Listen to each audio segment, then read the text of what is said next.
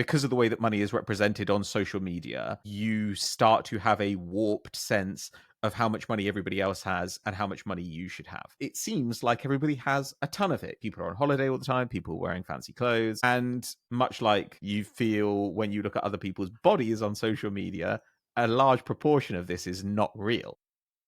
Welcome to the Man Down Podcast. My name is Ted Knutson, joined by lovable co-host Patrick Van Straten. Today, we are going to talk about money. How does it affect relationships? How do different perspectives arise from seemingly good people that have entirely different ways of viewing money and their contribution to a relationship, or just like your life in general? It is one of the biggest sources of anxiety and stress in everyone's life. And we talk a little bit about the reasons why that exists now and why it seems more overwhelming perhaps than it's ever been. And Patrick and I share a little bit of insight on our own takes on this, both where we came from and where we're at these days. So stay tuned. So Patrick, you've done a ton of research on this, and I'm in this weird spot where I'm sort of post money in a way, which An unbelievable sentence. Okay. Which means that I've been through kind of the full life cycle of these things, and I was poor when I first got married, like nothing, and these days, not intending to get married pretty much ever again, but obviously sold the company and very different. And I know that you also have like deep intrinsic sort of feelings in relationship towards money, and so this is a great topic to talk about, but in particular with a lens on how do you deal with this with a partner, girlfriend, boyfriend, etc. Post money is so good. Like, as in, it's like a Kendall Roy thing to say. or actually no, when you said it, I was like, this is like a Wayland Yutani Corporation thing to say.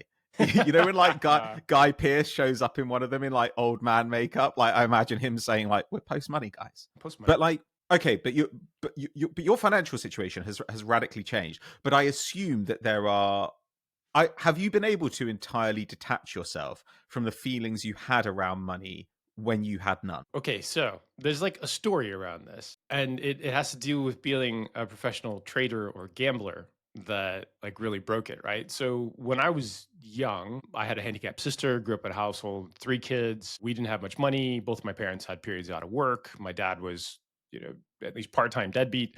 So like didn't grow up with much of anything at all. Like we eventually got to be a better place, but yeah, like some very lean years. Then university time, first marriage, like both grad students, again, no money, big debt because university debt. So I was like, okay, this is very challenging. We need to be very careful about all the money that we spend. But that's not really my natural perspective. My natural perspective is much more from the gambling space, which is this is fake. And I need to treat it as if it's fake. Because if I treated it as if it were real, I would have panic attacks all the time. And I don't really have panic attacks, but like that's the thing. So the first weekend that I ever worked in professional gambling, I lost 68% of my annual salary doing work. I played football manager for 2 days after that because I didn't know how to process it. And it was very, very, very bad for me. So yeah, you said this. So you were like, that weekend you just had a crisis of the soul, right? And then how did you escape from this funk? Were you just like, well, okay, we've got to go back in and do it again and like make the money back? Is that the...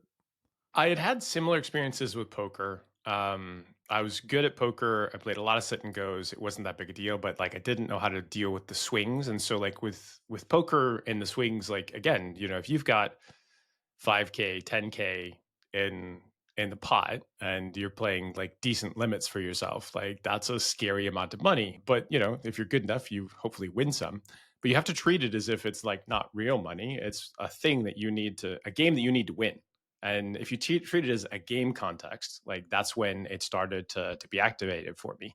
So if I treated like money that we won or lost as sort of like a role-playing game, I've got this much gold or something like that, then I started to be able to detach myself a little bit from the real world potential consequences of it. And then at the point that like I started winning, like it was still okay. But every single season I started over again. And I started over at a spot where it felt like I could just lose and I would be horrible. And I have no ego to stand on, because like that was last year, and so I have to rebuild it every single time, and it's terrifying. It's like a really freaky perspective to stand on, and so that's like my early 30s doing that, and I won the most in terms of like percentage, like in the company, like on a consistent basis. So like 5 out of the 7 years, like I was very very good at what I did. And then I came back and I've re-entered professional gambling a couple different times, and like you start over again Hmm. at zero. And so it's always been very challenging, but at some point you're like, oh, this is a BMW. Oh, this is a house. This is a house in an expensive area. Oh, this is like a $2.5 million position on a World Cup game. I hope that everybody has accepted that could go either way, and we don't know. And this is a little bit of what people feel like when they work in finance or the stock market or things like that. You have to play the game to an optimal way, and in order to do that you have to accept that losses are part of it, but they're not like intrinsic upon you, which is a pretty big challenge. So that's a really Mm. long-winded answer for a challenging concept about how I had to learn to deal with money. And then from that point forward, like it was always again quite difficult because we went back and were poor in startup world, which was also really hard. Mm. But also, it's a you have to detach from it, right, in order to do that job well. Like it would be possible to be paralyzed by that. This is a BMW. This is a house stuff, right? So there's such a strong incentive to see it purely as chips, I suppose, at a certain level. Yeah, you do have to. But then when you get back to your normal life, then you still have to treat it like money has value, because it does, because it's really important. And I think that for a long time I had difficulty with that contention. Also, there's like different perspectives on money. So this is very difficult for the current generation. And I think that like we're immediately off topic, but basically like, is money going to exist later in my life? Like, should I optimize for experience now? Should I be saving lots of money? Like, does Social Security actually have any impact on anything? How do I pilot my way through whatever complexity exists in the world right now to live my life to the fullest while also like not sacrificing my old age into like a poverty stricken existence? Do you have a perspective on that? Because that's kind of a big question. Well, yeah, I think this is part of the difficulty, right? Because like so many of us are like people of my generation are more dependent on their parents than has been the case pretty much ever, right? Not just financially dependent, but also dependent on them for advice. Even just in the fact that I see everybody of my generation still goes home for Christmas, like takes their children to their parents' house for Christmas. Like there is a sort of permanent childhood kind of enforced by the financial situation, but it also means that the financial advice you're getting is from a bygone era. And Hmm. a lot of the stuff around saving, you're like, okay, this is good in theory, and I do believe in saving, and I would encourage people to save. But quite often I do think you have to make the argument that money now is worth more than money later. The money that you spend right now on your experiences while you're young or to make your life easier is literally worth more than it will be later on because of inflation, etc., all that kind of stuff. So I don't know about like where we're gonna end up with it, but I do think that it's quite hard to make predictions about what will be safe. And I think quite often when we're talking about security for the future, we end up having we're kind of secretly having a conversation about morality.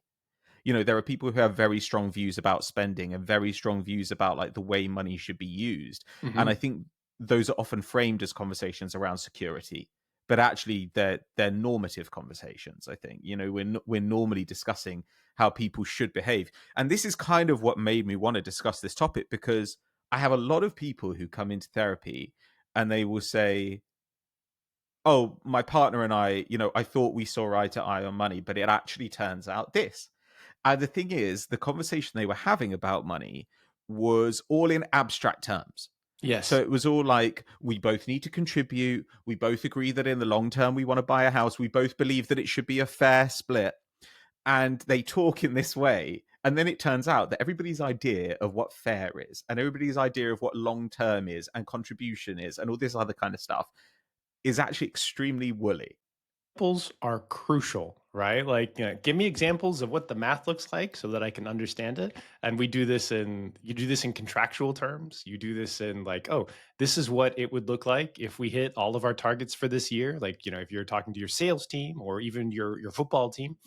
And so examples are crucial for everybody. And once you put it into an example form, then people are like, ooh, well, I wouldn't act like that. And so we're kind of backdooring into the topic of relationships by looking at, a lot of what forms people's ideas about this that might be quite different from one another. And until you put it into concrete language and are able to work through it, you're absolutely right. So before this is too much about me though, like where did you come from in this perspective? So I grew up in a family where there wasn't very much money. My parents had been teachers and missionaries in Latin America and then in Spain. And then my dad trained to be a vicar in the UK. And my parents saw this as something that was a dual responsibility.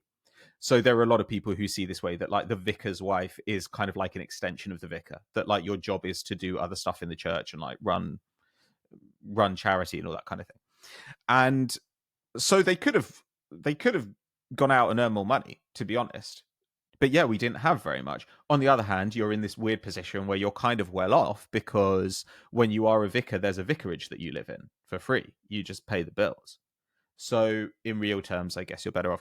But my parents also had a very Christian attitude about money, which was that money is this thing that we have to deal with, that is faintly dirty.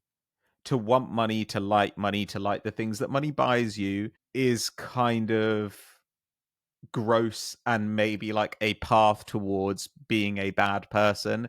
And as a result, my It's quite parents, like, Christian. they it's very puritanical, right? And so my Mhm. parents were like, we will spend money on holidays, because they were like, holidays are experiences that also improve you as a person. That was their attitude there.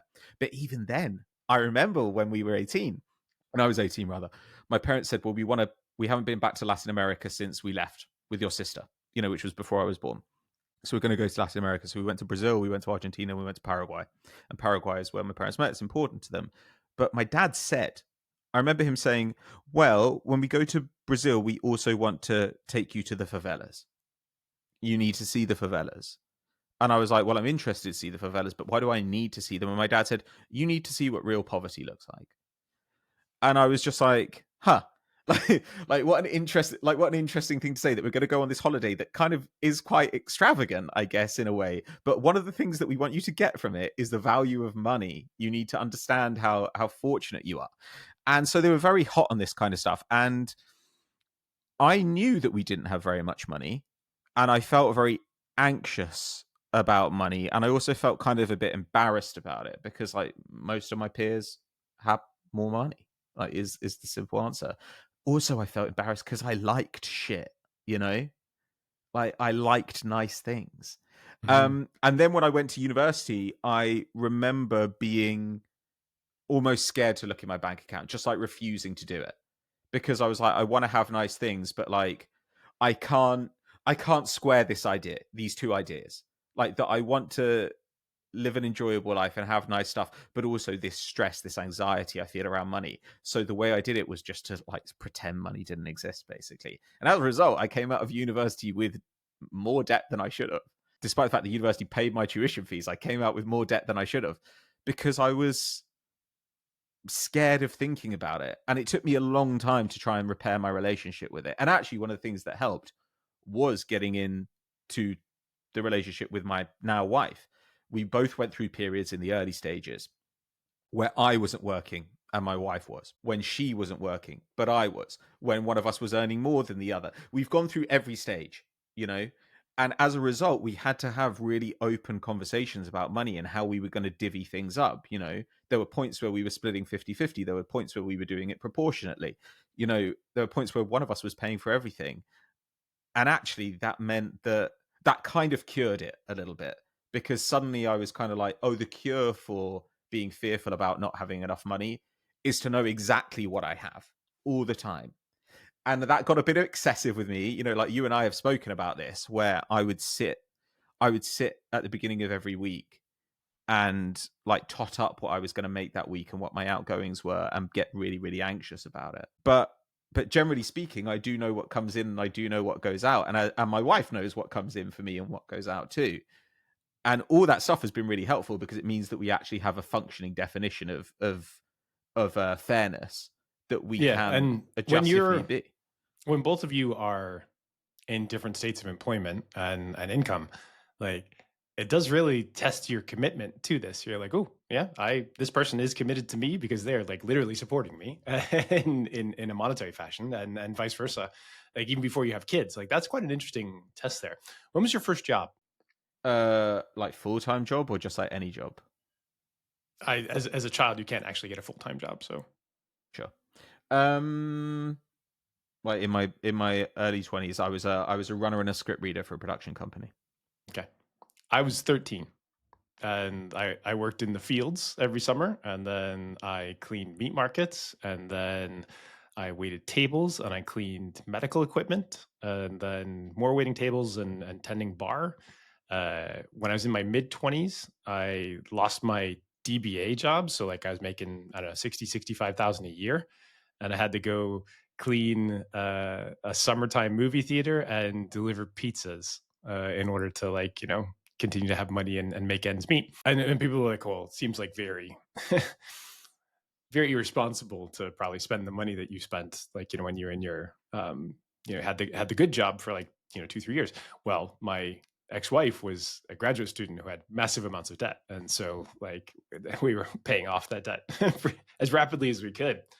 But yeah, like instilled work from the earliest days. And this is a thing that happens with kids these days. I know we're like way off topic, but you do not understand what a shitty job looks like most of the time. Like kids for these times, like, no, go work something where like you're kind of desperate and you just need income, right? And do something hard, do something that makes you sweat or that's smelly or whatever, just so you can anchor yourself to what a shitty job looks like and then be like, oh, this is a slightly better job. This isn't the worst job in the world. Like I just have to put in my time and do some things and deal with a slightly annoying boss. That's not so bad, right? Like I'm Mhm. not cleaning porta potties. I'm not. I'm Sure. not going in the summertime like picking up rubbish that's covered in maggots. There are so many horrible jobs, much like going to the favelas, that you need to understand what they look like so that you can be like, yeah, okay, even McDonald's isn't that bad because like yes, you smell like burgers and that's not a nice smell, but like, you're inside and you're not dealing with like the grossest things in the world. So I just have some perspectives on that because Mm. I have dealt with lots of kind of current generation people who have had their first jobs and people around them who are much older is like, this is a great job. I don't know why you guys are like so frustrated about things. And they're like, no, like I don't have like these things. And you're like, wow, you guys need some perspective because perspective is going to teach you an awful lot about the world. And many people will never have that perspective, and that's okay. But your parents with the favelas, like I try and take my kids to places where they're minorities, where like, they see poverty, they see things that are different than what things are around them. And like take a bad job even for a week, like just so you can understand what these things look like, what other people are doing. Same thing with like treating servers and bartenders with respect and appreciation. That job Yeah. often sucks and it's hard and you're dealing with people in like various states of stuff. Give them their tips in the United States, like pay the service fee in other places and just like treat them with kindness because like it's much more challenging than you think it is. Mm. Even just having a job where you make like £5 an hour. Like I've done that and it sucked. But I still had a place like to go and like I was living with my parents at the time, so I at least like wasn't like I need to work 20 hours, otherwise I'm going to be on the street. But when we start talking about money, I find that we very quickly, as I was saying, like get into moral language, and people talk about being petty, people talk about being tight. When people are insistent on being paid back what they're owed, or even when somebody just wants to talk about money openly. For a lot of people, this is like gauche behavior. They see this as like gross in some way. That is a class perspective. Yes. Like I don't know how much clearer you can be about that, but the people who think talking about money is gross are the people who have enough of it, and everybody else has to think about money all the time because they don't have enough of it. It's as simple as that. And I think when you are dealing with it in your relationship, it's really important to try and draw the sting out of all this stuff, because you will probably find that some things your partner says offend your sensibilities, or things you say offend theirs. And I think this goes in both directions as well. So my wife and I, again, from quite different like economic backgrounds. Like, I didn't have much money. My wife grew up with quite a lot. She doesn't feel anxiety about money. She also hates to do maths, so she doesn't like tend to look at the money that's in her bank account. I, on the other hand, feel great anxiety and quite like doing mental arithmetic, so I don't really mind. But this meant that there was a long period where we were talking at cross purposes at the beginning. And even now, I think when we talk about, my worry about if this bit of work dries up or something, I get scared about that. To her, that fear just isn't present, because the idea of being so poor that everything could go to shit in your life had never really been on the table for her. I also grew up in a much rougher area than her, where that happened a lot. And so I did see people who just, had a divorce or lost their job, and they were like fucked. But this obviously leads to different behaviors in relationships, right? So if you're not vigilant about money, then you can be very dismissive. You can be very cavalier about it. You can also not be appreciative of what your partner brings to the relationship. Mm. If they are the person who earns more, or for example, say you are a stay-at-home parent and they earn, then you might not really recognize that bringing the money in is an important job to be done, because you've always just assumed that money will be there. On the other hand, I think a lot of people who are very vigilant about money, like me, also see that as a kind of virtuous position, but it can make you really controlling and judgmental about spending.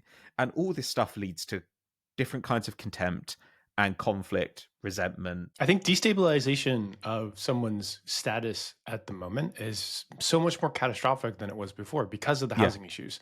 And Hmm. and so many people like, oh God, look at the population trend line. Like it's just down, and like, oh, there might be reasons for this. No, clearly the place to start is fixing the housing supply and fixing the cost of housing. Like that is just like the most default place to start.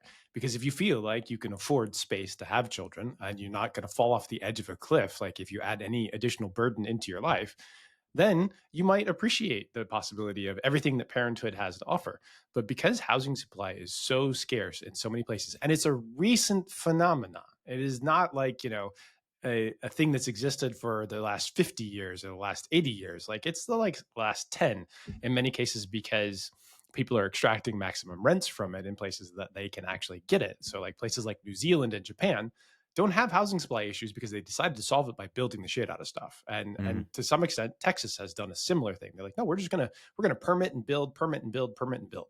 Places that are not in that space have then seen like massive rents extracted from it, usually in beautiful places where people are like, oh, we have enough people, right? Or it can Hmm. be quite challenging. Places that are sort of waterlocked. Vancouver was one of the earliest places, Seattle, San Francisco, etc. Obviously, New York's its own kind of entity, but like Japan is a whole island and they have their own issues. So I think that, when we look at it, what you talked about, like a divorce, then causing people to tumble into this horrible place because like now you have to afford two different things on effectively the same amount of income. Yeah, it's awful, awful, awful. And again, being cognizant of other people's potential circumstances and what it would mean is it's it's being a good human, I think, and sort of having the ability to have empathy and perspective around your partner or your friends or anything like this is challenging because the consequences are so much bigger than they have been in the past. I think it's, but what you're talking about there, it just like, it makes me want to go down so many different rabbit holes, because I think it is really hard to feel optimistic about the situation with this stuff, because like, yeah, it doesn't really feel like anybody takes a long-term view on things like housing supply. Not just housing supply, but in the UK as well. Utilities are an enormous issue. Like producing enough power.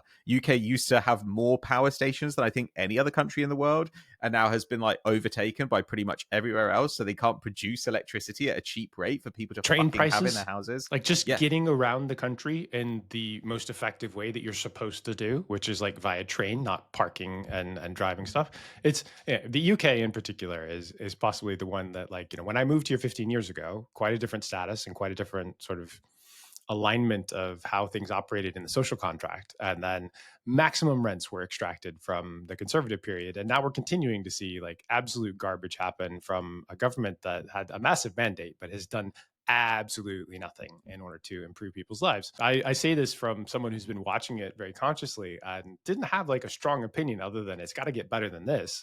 And then it's not really getting better than this. And you're like, this is exactly what you're saying. Like, it's tough to be optimistic when all the sides seem to be failing the people that live in the country.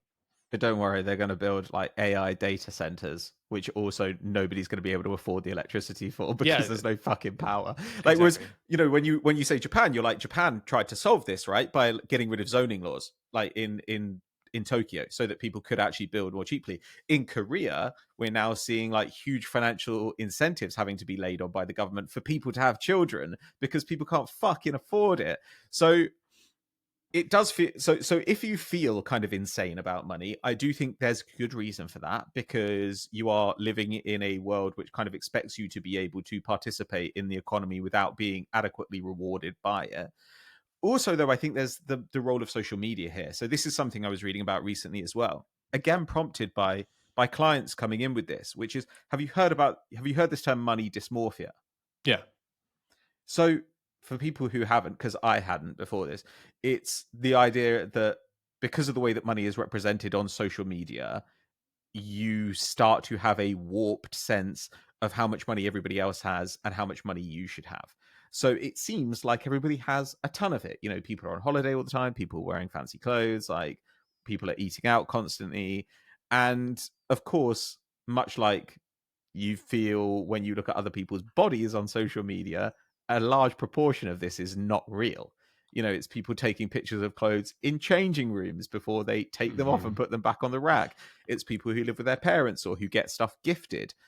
But I can completely understand, though, why young people are kind of terrified, because they think that they're falling behind their peers when they're not, but they are looking at a society where it feels like it's going to be impossible for them ever to own a house. It's going to be impossible for them to afford to have children. And frankly, I don't really know like how we can improve how people feel about the situation without improving the situation itself, I guess. Yeah, and in some cases, I'm we're just never going to get back on track. But like, I I feel think like that's fine.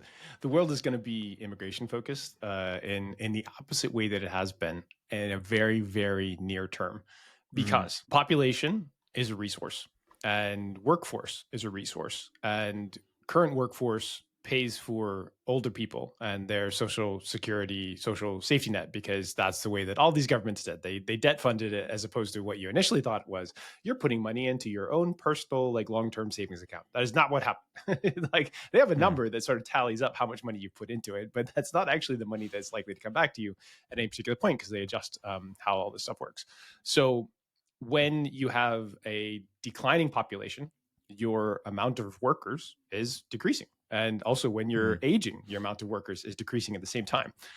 And so many of these governments actually have been like, well, that's okay. Because, when you look at history, we've been able to import people from other places into our place because we have a better quality of life in some sort of element. We're able to sell them the dream that they can come here, they can work hard, they can achieve something, right? mhm, Well, when you have all of the Western facing cultures that are deeply integrated in social media, that suddenly have significantly declining populations, and you don't know where it ends. Like, it's not like we know where it's gonna bottom out at. You don't know where it's gonna bottom out at. Are we mm, having a half child per two people? Like that, that goes down real fast, mm, real fast. The only way you can fix it is by incentivizing people to then come to your country.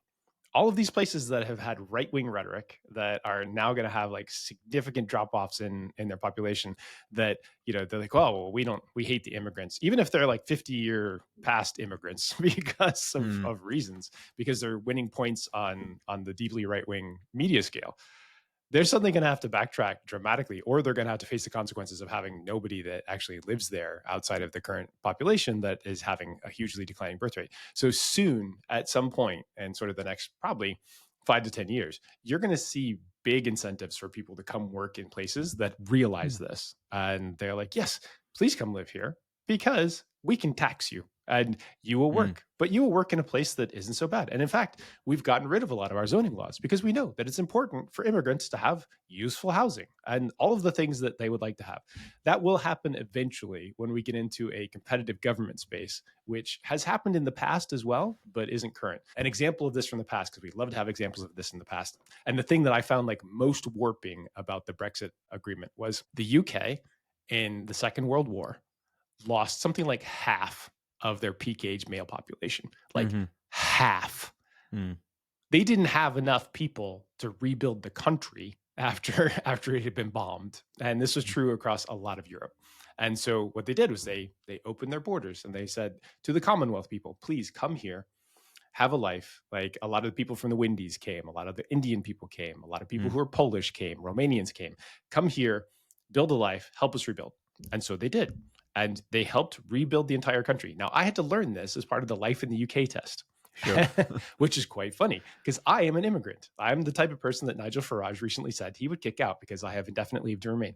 And and effectively, what happened was they needed to bring in people from outside to help rebuild the country, rebuild the economy, and then continue on going forward. And the UK very successfully did that and had a great sort of 50-year period after that. And then shit went wrong in different ways. Like there was the Mm-hmm. Thatcherites and then everything that trickled past it. But this will happen again, is my broader point. We just aren't seeing it right now. We're seeing sort of the area of maximum pain. And so if you're having money dysmorphia, just realize that we are probably in a local minimus of maximum pain, and it will eventually get better because it has to. They can't continue to extract maximum rents forever because eventually people with guillotines show up and then they have revolutions. Yeah. So, well, I mean, that's a growth industry, isn't it? Like maybe this is not somewhere that we should go on YouTube. But yeah, it does feel like there are some growth industries right now. I guess we should take it back to the interpersonal level. Money, I just think that when it starts to get involved in relationships, to a lot of people, it feels like a kind of degradation of the relationship, right? It reminds me a little bit of when people say, "Oh, if a relationship's right, then it'll be easy." And I think that there's kind of this attitude with money too, and so I now have to give some clients like a set of questions, a set of like topics to go away and discuss with their partner, Mm-hmm. just so that they have like an actual starting point that they can build on. So, like, what do we both need to contribute? What are our financial liabilities? Because again, they don't talk about debt, they don't talk about work expenses, Yeah, they if don't you talk start dating about. somebody with massive credit card debt, like that's Oh my god. terrifying if you're getting into a committed relationship because you're Mm, inheriting their debt in one way or another, or you're inheriting their lack of ability to contribute to the relationship because they have all that debt and they're paying off a bunch of it. Is mm. something that you have to be quite aware of. And by asking you or by you giving them questions, you have now given them leave to have these hard conversations, which is a Yeah. really, really, I mean, that's like a great boon that you've given them. Because imagine if someone made you talk about, say, the three things that you are most uncomfortable talking about in the world, like Mm, on a regular basis, right? Like money for a lot of people is one of those things.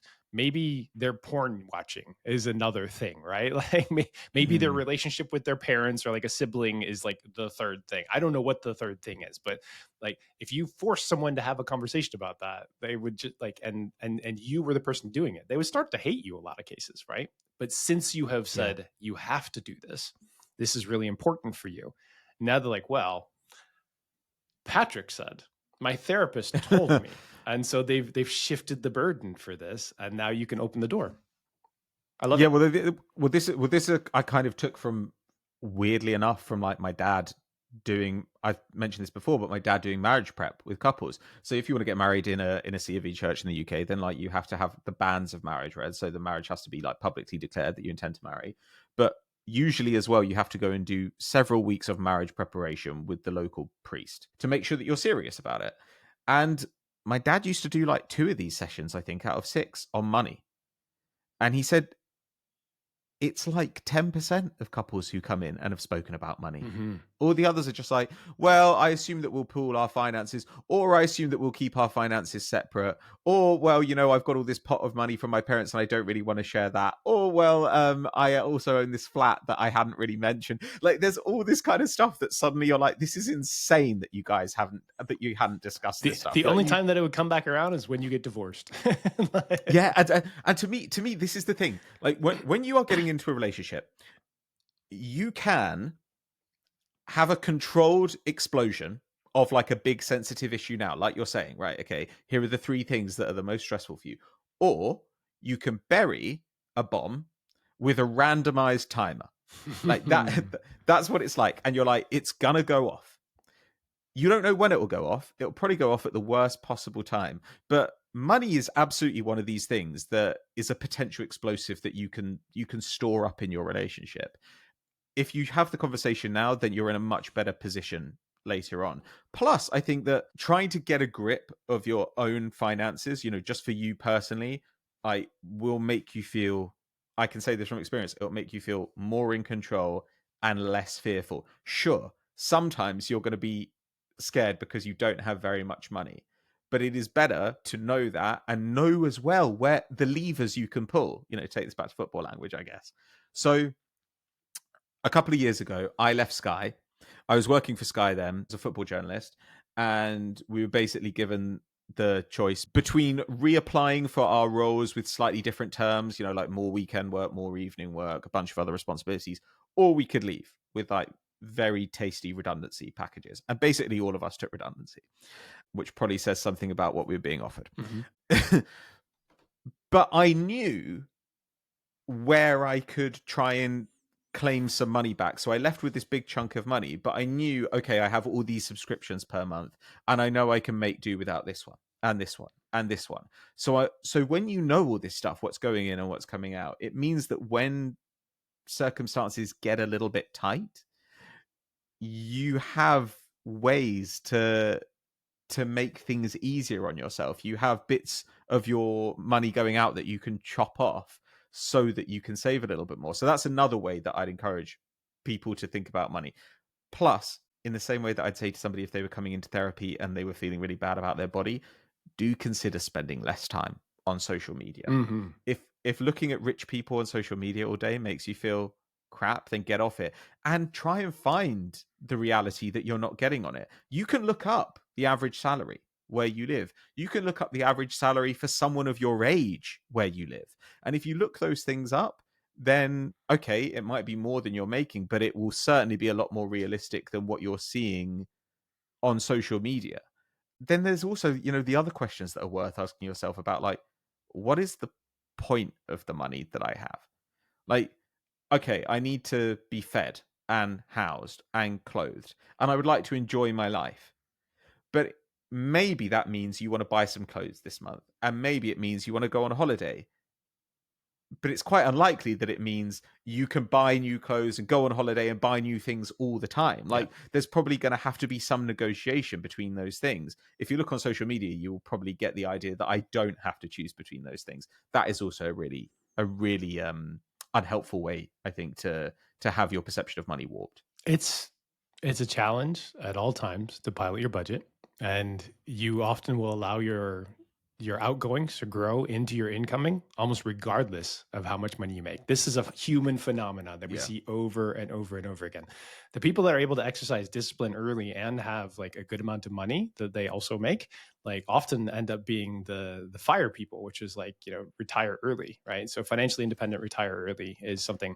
If you've never been to either the fire Reddit or the fat fire Reddit, like those are very interesting, eye-opening conversations. If you haven't heard of fire or fat fire on Reddit, like this is probably worth your time to like add these things to like your lexicon of knowledge. Fire is financially independent, retire early. And there are people there who like good money that are planning themselves towards, being independent and being able to retire, oftentimes in their early 30s, if they're like tech workers that, I worked 10 years, I spent almost nothing. And then I was able to choose whatever projects I wanted to work on, from my 30s onward, without kind of needing to have a job because I then had a nest egg that I was able to build off of. And then Fat Fire is like the richer version of that. Often it's people that are a little bit older and it's like, how do I spend money? How do I do this? How do I save time is like usually the biggest question inside of those things. It's ways that people who have money or are trying to get to the point where they have money think about money differently. And we probably almost even haven't even talked about like some of the ways that this will run into your relationships themselves, but like it is that way in the same way that like talking about how you might want to raise kids is a really crucial conversation to have, because Mhm. if you're on different pages here and you only run into it much further down the line, like as you say, it could be a bomb, it could be what we'd call a landmine, where like, oh, suddenly you've stepped on it and it can destroy everything that you've got, that you've built so far in this relationship, because you're just too different in how you approach it. There are also things that your partners will run into later, like, they enjoy gambling in ways that you think are totally irresponsible and unacceptable. They Mhm. enjoy spending money on, flashy things, and, money that they don't really have to be able to spend, or money that would contribute to something you think is important. So like trips and travel, or, being able to eventually save up together and buy a house or an apartment or a flat or a shack, or whatever it is that you can buy. Maybe a barefoot cabin in the woods in Canada. Mhm. I don't know. Like, whatever floats your boat. Maybe it's a boat. It could be that too. How have you found money has factored into your relationships? Like, what role has it played? Well,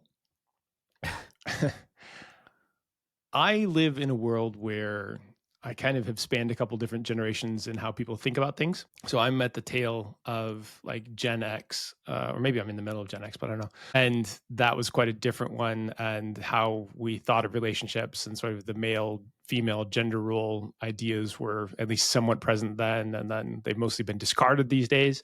So, I was kind of taught to hold the door open, which I think is still like a correct thing to do. But I was also taught that, because of inequalities in the workplace, like you will probably be the primary earner in whatever relationship that you have. My first wife was a perpetual grad student, so that was that also was a self-fulfilling prophecy. And so I came into having relationships being like, okay, well, I'm just going to expect that like I'll pay for most things. And even in my later life, like that continued to be a lot of it. Joint accounts, I never separated those out. Maybe I should have. Maybe that was like a healthier thing that I should have done. But Mhm. my second marriage, like we immediately started having children. And so you're like, all hands to the pumps, as it were.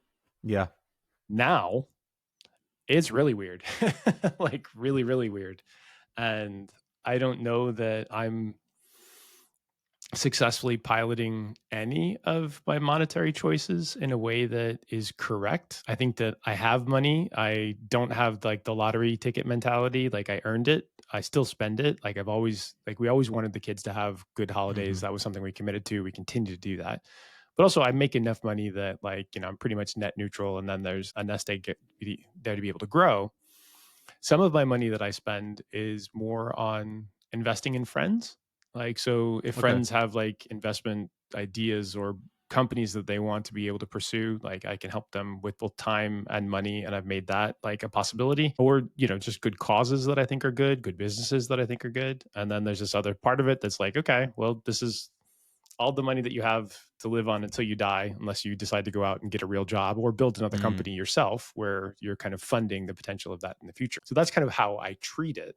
Now, how it gets treated from people who are meeting me is like an Mm. entirely different situation. And I always viewed it, and this comes back a little bit to social contracts, as, I have some amount of wealth now that I've worked for. And if I'm dating somebody, like I should expect that, I'm contributing proportionally at the very least, and maybe just Mhm. taking it because like the proportionality isn't even significant, taking on the expense of like whatever activities that we're doing. And it doesn't have to be that way. And maybe in some cases that's wrong, but that's just where I ended up as comfortable, and also avoids the conflict that you're talking about, which Yeah. is probably not the right way to do it. But I'm just like, look, if we can just keep that off the table for now, your money's yours, my money's mine. But also like when we're together, like I'll happily, just pick up this bill and that bill and that bill and whatever else. Mhm. Yeah, so that's where I ended up, and I ended up being this thing stereotype that I kind of hate, which is like the classic male stereotype where he pays all the bills and he does the male gender roles and shit like that. But also like I cook and I clean and I take care of Mm. my kids at least, part of the time.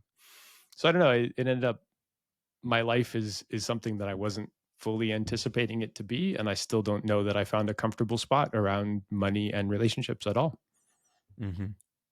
Yeah, what you're describing is it gets very complicated, of course, when other kinds of contribution come into the equation, right? So, like, if you have the attitude that I'm going to pay most of the bills, like you're assuming that your partner will do other things, okay, that have like equal value. So part of that idea of like somebody paying for all the bills is maybe that the other person will take the lead when it comes to childcare, for example, or looking after the house.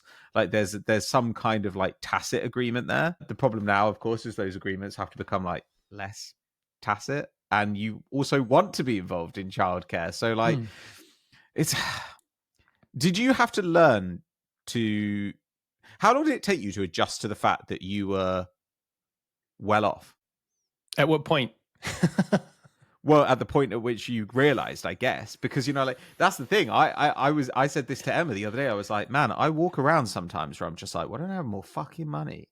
And then I'm like, I like, what am I talking about? Like, I have more money now than I've ever had in my life. Like, if you'd given me this amount of money a few years ago, I'd have been like, I'm very well off. Now, I still earn a lot less than most people I know, but that's not the same thing as not being well off, And it Your was like, perception grows into your income every yeah. single time. We cannot help ourselves. And in fact, here's the really warped thing that you may have heard about but not encountered before. When you have a pile of money, but it is not a Mhm. pile of money that is like, never going to run itself down. And especially when you don't have a direct income. So like you've stopped working a job and you don't know like, what your consistent income is going to be, you get anxiety about that potentially ever dwindling pile. And you'll hear about Mhm. people who have retired, but follow their 401k or whatever the retirement account is every day. And they live the Sure. swings up and down every day because they're like, oh, well, this is all that I've got left for the rest of my life. And like, I have to like follow Mm. it very closely, even though like that's the opposite way of what you should be doing, right? Like you should have a strict budget, you should have discipline, and then like check in on it, quarterly or something like that, at least Mhm. monthly. Um, and so like for me, looking at it, I was like, well, I don't want to ever have a job again, like that I have to have, that I have to Sure. have. Yeah. Like if I Yeah. choose it because I like the project, then that's great.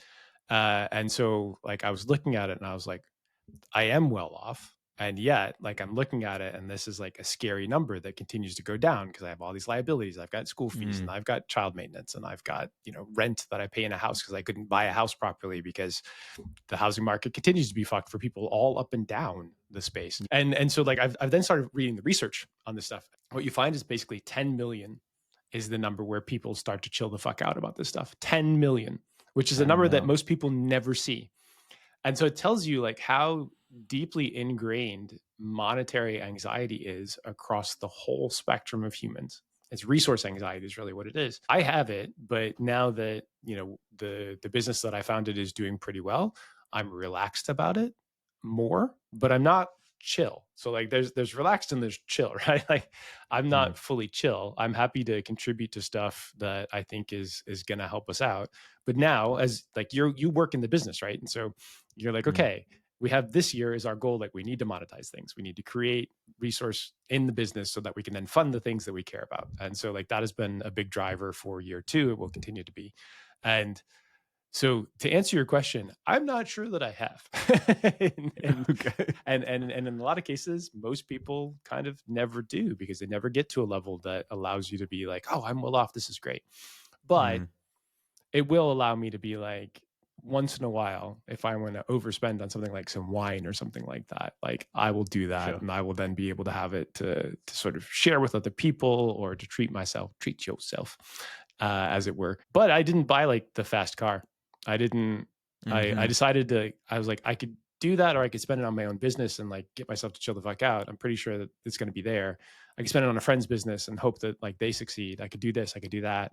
I just looked at it as resource allocation that was like much more sensible because it is contested. And at some point, do I want to, help my friends succeed and be able to root them on and maybe even be able to contribute like to their work lives? Great. Or do I want to just, have something that goes vroom vroom once in a while? I mean, sometimes you want something that goes through room, I can you rent know? the vroom vroom things though. You could have a track That's day true. and it goes like vroomy a lot. Yeah, you get a remote control car. You get one of those ones that kids have, you know?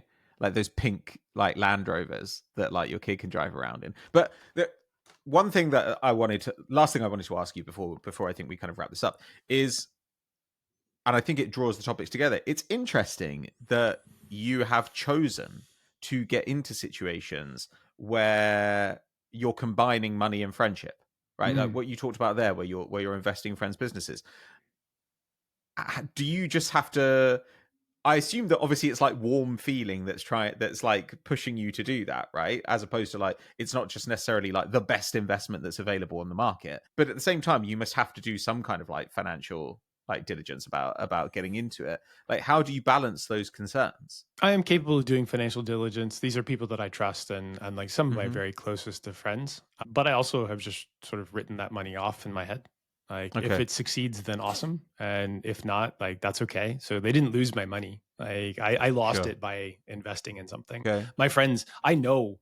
So here's the thing, like when you have built a startup and you've run businesses from scratch, you know how fucking hard it is. You know how Mm. treacherous things can be and how like one thing could just like turn it all to shit and that it disappears. And so like I'm very well aware of how difficult that ladder happens to be. And in some cases, this is why I offer to help out some level as well. So yes, many people would not do that. I view it as slightly different. Like if you can help somebody make their dreams come true and root for Hmm. them alongside of it. And I have had investors that have done that for me too. Like they were happy to be part of the rooting interest. We would meet up, they would listen to me vent and complain and be therapeutic around the business side, but also like cheer me on. And so like I wanted to be able to do some of that. And I know most people like don't give your friends money. Well, like this is an investment. It's not a loan Mm. or anything like that. Like it has, actual business prospects attached to it. And Yeah. it's pretty rare. So like it's not something I would do like all the time.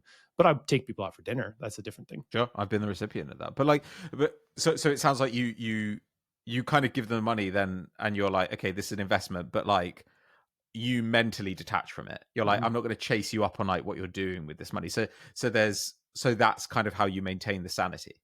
Yeah, but if they want advice, like I'm also here for that. And having somebody that's experienced it, that is at least somewhat successful in that space is really valuable. And some of the things that I cherish most, even though I never get to chat with them, are people that are super successful that manage to give me an hour of their time every quarter, or once a year we get to have lunch and I chat with them and I would talk to them about my business problems and they'd tell me their stories. And like those were hugely life enriching, like incredibly so. Like Mitch, if you're out there, like I need to get need to tell me next time you're in London. But or I'll tell you next time I'm out in California, but it doesn't happen enough. And yeah, if you're lucky enough to have great business mentors that also you view as kind of friends, like pursue that as much as you can, but know that they're really busy. This is the other side of it, the relationship side too. If you go dating somebody that's like a CEO or like a C-suite person in a high profile business or that's rich or they have a full-on job that makes a lot of money, the consequence of that is like often they don't have as much time for you, and you have to get comfortable with the fact that like you're going to see them some and you're not always a top priority, and you have to slot into whatever their life allows for relationship space. Like the rewards are, hopefully you're dating somebody that's smart and that makes good money and that is very happy to spend their time with you. But if you need a lot of interpersonal stuff and like you need a lot of time in particular, like that's that often like falls afoul of desires versus what is actually on offer. That's a really good additional point to what we were talking about earlier. Yeah, when you're talking about like what you can both contribute in the relationship, when we're talking about finance, you've got to take into account there as well, like labor and time, you know? So maybe they can help out with this, maybe they can't help out with that. Maybe they're not here, but they can contribute a lot financially. Like those have to be considerations too. I mean, look, today I feel like this is like a broad, we're broadly covering like several topics in this area. There's some stuff that I shied away from a little bit here because if you start getting into class, for example, I know we have plenty of American listeners, plenty of UK listeners, very different conversations. Plus, I've got to say, like anytime I talk to Americans about money, it gets kind of scary because it's like you can be perfectly fine financially and then you get seriously ill and suddenly your finances are like shot to bits. But it's interesting to talk about, and I think that as is almost always the case, sunlight is the best disinfectant. Like if one of these things is really causing you trouble, sit down and get acquainted with your finances, and I promise you that the pain, while temporary, the benefits will be permanent. I say this as somebody who is self-employed and now has to spend a lot of time doing his fucking finances. I just did my tax return, and honestly, I felt better after doing it, which I didn't really anticipate. It's kind of enjoyable. My next tax return is horrific. because I it's could the bet. year that I sold my business, and so Oh shit! Yeah, there's like all sorts of things wrapped up in that motherfucker. you need some more write offs. Just like, write this off, write that off, man. I'm just glad that I've gone from 4 like self-employed like bits of work to 3 this year. So last year was like an absolute bitch trying to keep track of all those things and all the expenses for those things. Fucking nightmare. Don't recommend being self-employed. But But yeah, I also think that do brings us to a because you close, have right? more control over your life and what you want to do. So it goes both ways. Control, responsibility. You call it control, I call it responsibility. Control sounds fun or good. Responsibility sounds horrible. See, I feel like your anxious person like is very happy to have control over it, but then when you're like I'm responsible for these things, like Mm, it's all perspective and like where your mentality is at the time. Did you go for yeah. your run today? Are you happy to be in control of your life? Like, are you Mm, responsible for shit and you're like overwhelmed? That's very different. yeah, exactly. Well, I mean, I'd be intrigued to hear what people think about this. If there are other topics in this area that they'd like to hear us talk about, especially if we've got questions in this area, we always need people to send in their questions. So if anything is niggling at you after what you've heard us talk about today, then please do send it in and we'd be happy to discuss it. Like I say, this is honestly, it comes around, I'd say every 2 or 3 weeks, one of my clients will come in and there'll be an issue where they and somebody else assumed that because they are good people and because they like each other, they thought they would understand each other on money. And it simply is never the case. Doesn't It's work that amazing way. to me. Mm. Have the conversations, have the hard conversations. If you haven't listened to the hard conversation episode, listen to that one because it will give you good guidance through the rest of your life. All right, Patrick, say goodbye to the nice people. Bye bye.